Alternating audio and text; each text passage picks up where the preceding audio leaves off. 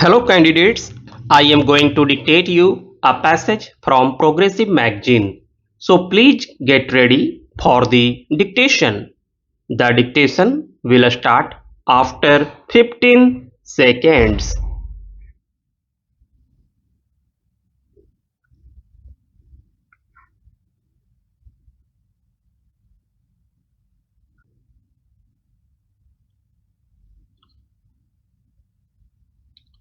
Sir, no governments, no party has any magic solutions to those problems, and those problems are going to be with us. The problems of reviving economic growth, the problem of massive unemployment, the problem of resource mobilization, the problem of savings, investment, etc., the problem of energy, the problem of shortage of power, electrical, hydro, and other forms of power, not the political power, as there is no shortage of political power. But there is shortage of this power where every scheme of areas, every project of areas, almost every unit of enterprise is roadblocked because of the shortage of power and energy. The problem of finding a happy combination between hardcore economic policies for economic revival with distributed justice with constraints on the growth of the kind of economic activity which would deprive merit. How to find this balance and how to revive the economy? These are massive problems for which we need a massive national effort, and I am pleading for a new national consensus, the path that has already proved to be the most suitable, the path of the public sector enjoying the commanding heights while we retain freedom of enterprise in certain important sectors. Sir, the President has also in his speech mentioned the international situation, although in somewhat subdued terms because of the gravity of the situation. There is no doubt that the international situation is grim. The psychology of the Cold War is again gripping the big powers. Sir, we have had an occasion to discuss certain developments on our borders, Afghanistan and Pakistan, and I have spoken on them at length, and I do propose to repeat those things. But I would like to submit three major factors in the international situation at present, positive and negative. Only when we understand these can we evolve suitable responses also. One is the problem of adjustments to the realities of the new situation. The new situation is that at one time we saw one power or one set of powers predominant, dominating the siege, dominating the pathways, and how another power, another set of powers have arisen with an equal measure of power. To find adjustment and harmony is one of the major problems.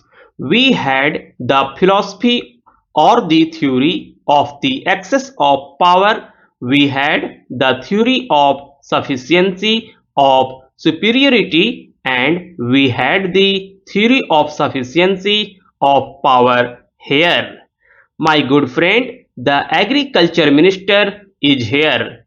I do not know whether he is interested in the international problems, but I hope he will convey some of our ideas to those who are directly dealing with these.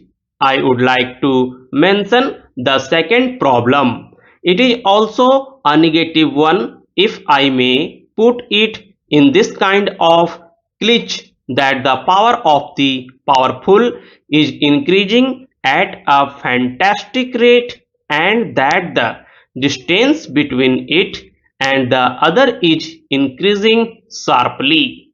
We have seen the experience of the UNIDO conference which is taking place these days, how difficult it is for the international community to work towards a new international economic order because the powerful do not find it in their interests to agree to a new international economic order which would be more just, and that makes it necessary for us precisely for that reason to concrete forces with all other similarly situated countries to work for a new international economic order.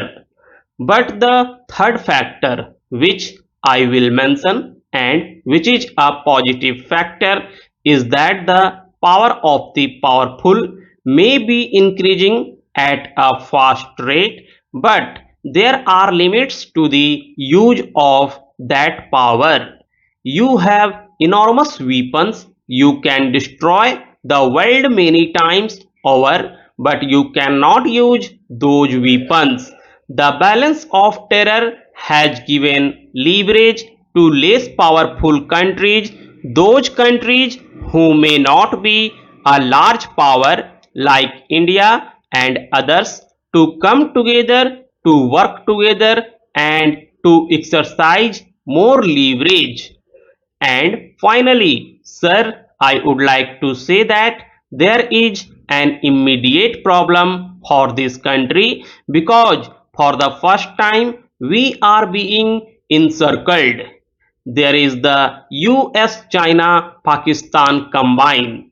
Whatever may be their calculations for the rest of the world, and I know that at least the United States is worried, is bothered, is concerned about the Gulf more than anything else, about the Middle East, about the oil and so on and so forth. The actual impact of that is happening, the actual consequence of it is encirclement of India for the first time by three major powers. There will be bases there. Today we read in the newspapers that the minister is going to the special assistant to the US president, himself is going to Pakistan. Now this is an ominous development for which we must find suitable responses. I would suggest a multi-pronged approach. The first element of that approach must be to exercise all our influence to restrain the big powers.